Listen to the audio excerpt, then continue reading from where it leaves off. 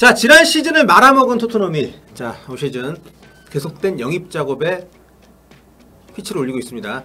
자, 새로운 선수를 또 추가를 했습니다. 계속 얘기가 있었던 선수인데 오피셜이 떴어요. 99년생 이스라엘 공격수입니다. 우크라이나 샤크타르 도네츠크 소속의 마노 솔로몬 선수를 정말 엄청나게 이스라엘스러운 이름. 네. 영입을 했습니다. 옛날 그 성경책에 나오는 왕이시죠. 그래서 저 솔로몬 선수도 이제 좀 잘할 때는 킹 솔로몬이라는 별명이 자연스럽게 붙는다고 하더라고요. 그럴 수 있겠네요. 네. 네, 솔로몬이라는 이름이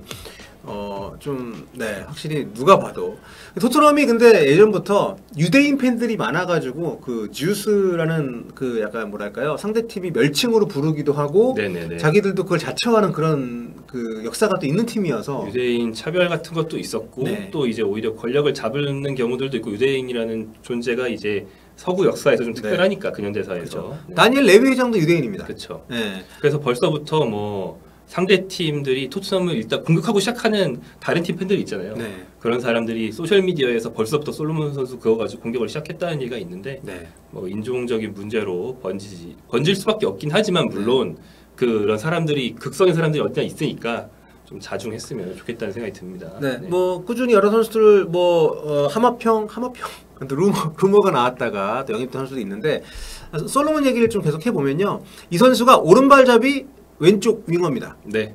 주 포지션이 그러니까 손흥민 선수의 백업이다라고 많이들 현지에서도 분석을 하고 있고, 해리 케인이 만약에 나간다면 손흥민이 전진을 하고 그 자리에 뛸 수 있는 선수다. 뭐 얘기를 하고 있는데, 지난 시즌에 이제 지금 우크라이나 리그가 전쟁 때문에 그 외국 선수들이 다 많이 빠져나왔잖아요. 그래서 황금 선수는 러시아 리그 때문에 나왔었고, 네. 그래서 지금 이 선수도 샤크타르 소속인데 지난 시즌에 풀럼에 임대를 와서 한 시즌을 프리미어리그 뛰면서 나름 또 좀 적응을 했기 때문에, 그렇죠.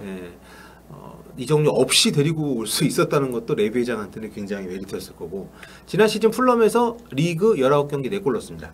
네, 뭐 괜찮죠. 네. 뭐 프리미어리그 빅리그 처음 와서 괜찮은 성적이라고 할 수 있고 가능성을 좀 보여줬다고 볼 수 있겠는데, 네. 다만 이제 프리미어리그 수준에서 경쟁하기에는 이 선수 빠르고 골을 노리는 어떤 의욕이나 감각도 괜찮은 것 같은데 좀 기본적인 체격이나 뭐 몸싸움이 좀 좋지는 않아서 굉장히 작더라고요. 네, 그런 점에서 이제 경쟁력이 있을까 좀 우려가 있었지만 첫 시즌은 괜찮았습니다. 네. 일단 루카스 모ura 나갔고, 그리고 브리안 힐이나 뭐 이런 선수들을 쓸 생각이 없어 보이는 팀 상황에서 지금 뭐 히샬리송, 클루세스키 이런 선수들이 주전으로 나오겠지만 충분히 경쟁력이 있는 선수라고 생각을 해서 영입을 했다고 하는데, 저는 아무리 봐도 그냥 싸서 데리고 온 게 아닌가. 네, 뭐 긁어본다. 네, 그 맞아요. 선수 잘할 수도 있지만 뭐 이를테면 연봉 안 비쌀 거 아닙니까? 네. 이적료 안 들어.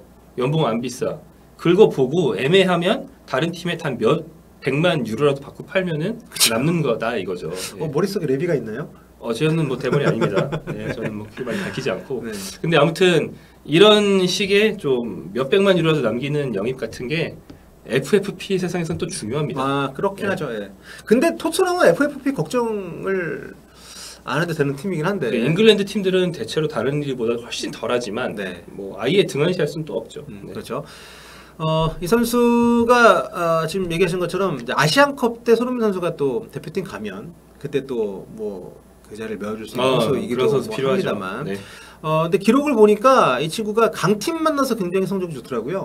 뭐 오늘 기사도 못 쓰셨지만 챔피언스리그 그 레알 마드리드 상대로 2골을 네. 기록을 한 바가 있습니다. 지난 네. 시즌인가 그 챔스 같은 조에 샤우타르랑 레알이랑 네.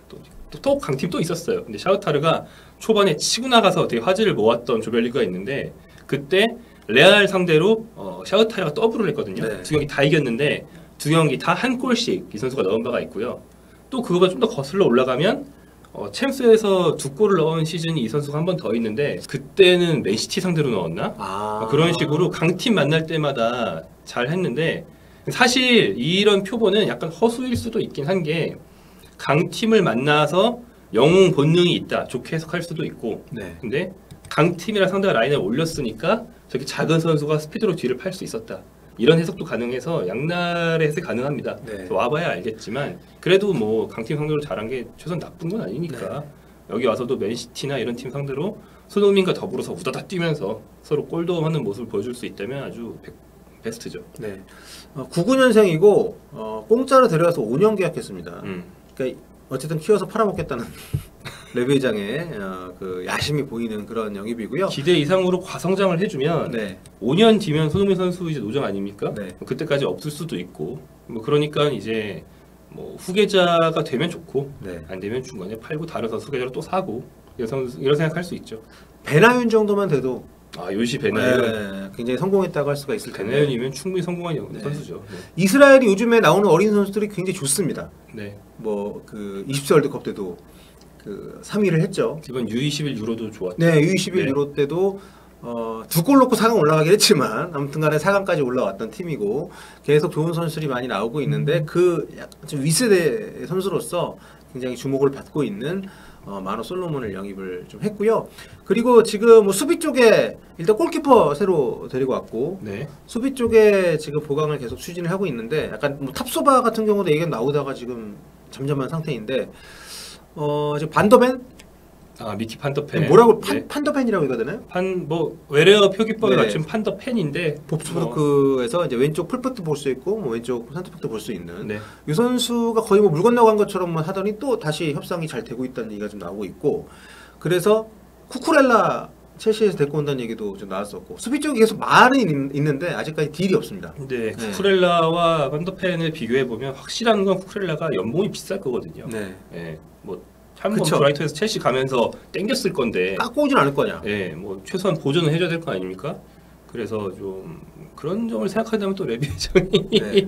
난 이미 빠질 머리도 없어 이것들아 이러면서 이제 한 푼이라도 시도할 수 있죠. 그러니까 계약할 때 보면 어떻게든 간에 그 뭐랄까 그런 거 있잖아요. 그 당근마켓을 할 때 10만 원에 사기로 했어. 현장 가서 꼭 100원이든 1000원이든 깎으려고 하는 사람들이 있거든요. 네네. 레비 회장이 딱 그런 케이스입니다. 네. 네. 그렇기 때문에 전에 누구였죠?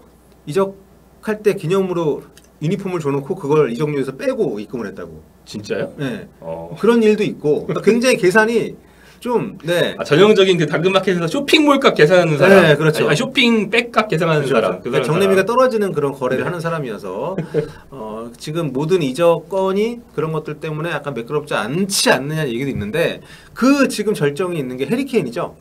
뭐 안 팔 생각이 있다고는 하지만 이적료를 부르는 거 보면은 아예 안 팔려고 하는 것 같진 않은데 어쨌든 지금 바이에른 뮌헨에서 7천만 유로, 8천만 유로 그러니까 영국 돈으로는 7천만 유로, 7천만 파운드까지 제시를 했는데 1억 2천만 파운드 이하로는 안 팔겠다라는 뭐 얘기들이 나오고 있는 걸 보면 그 정도면 나포세이 수준이죠. 네.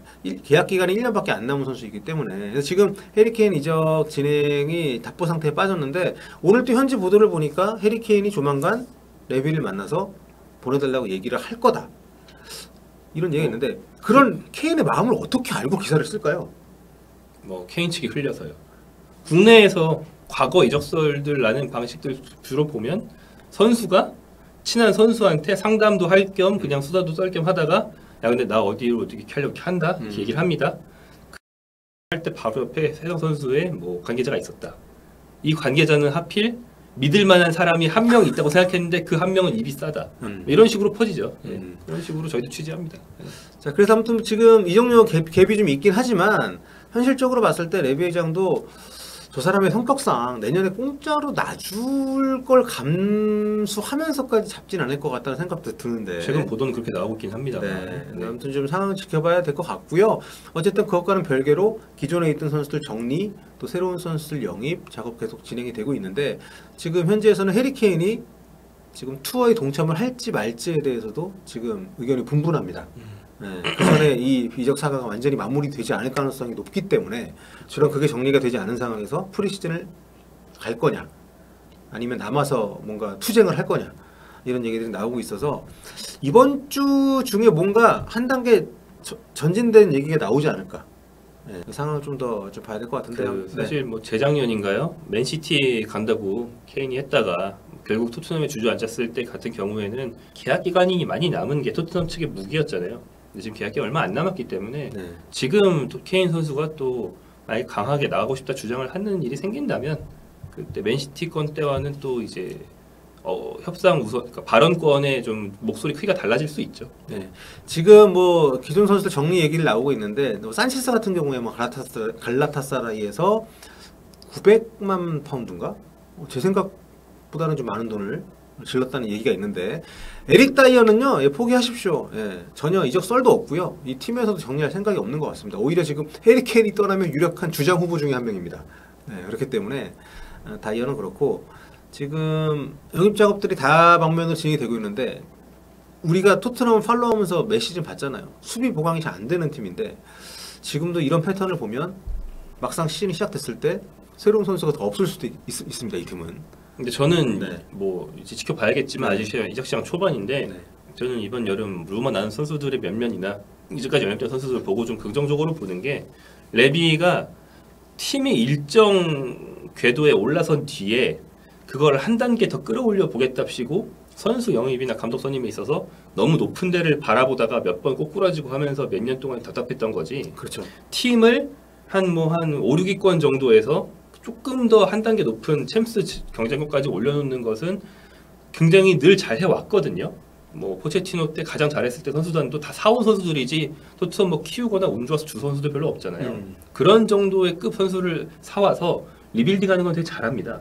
그래서 이번 시즌 그런 시즌이라면 그런 자잘한 준척급 선수 영입들은 좀 잘 될 거라고 좀 기대를 갖고 있는데 문제는 역시나 이런 큰 선수 한 명. 그렇죠. 여기에 너무 오래 매달리거나 질질 끌거나 이런 패턴이 있다는 게 이제 이 팀을 답답하게 만든 요인이죠. 그렇죠. 그리고 해리 케인을 붙잡는 이유 중에 그런 것도 있을 것 같아요. 만약에 챔피언스리그 티켓을 딴다면 해리 케인을 1년 뒤에 놓치더라도 챔피언스리그를 나감으로 인해서 벌어들이는 금전적인 그 이득이 그렇죠.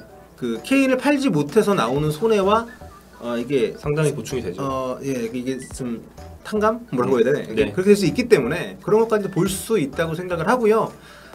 다만 정말 미넨이 1억 유로 이상을 들고 온다면 그때는 뭐 가능성이 있을 수도 있겠지만 지금 제가 볼 땐 쉽지 않을 것 같습니다. 왜냐하면 케인이 나가면 누군가를 데리고 와야 되는데 케인 없이 그냥 지금 라인업 위주로 가기는 사실 좀 힘들잖아요. 그러니까 팔려면 빨리 팔던지 아니면 안 팔던지 둘 중에 베스트가 있고 늦게 파는 건 최악 같은데 그렇죠. 이러다 늦게 팔면 좀 문제가 커지겠죠. 그리고 바이에른 뮌헨 입장도 이해는 가요. 1년밖에 안 남은 선수인데 나이도 어쨌든 어리지 않고 그런 거 여러 가지를 감안하면 이 이적 딜은 바이에른 뮌헨이 좀처럼 보기 힘들게 이적 시장에서 패퇴하는 그런 시도가 될 수도 있다. 이렇게 볼 수도 있을 것 같습니다. 네.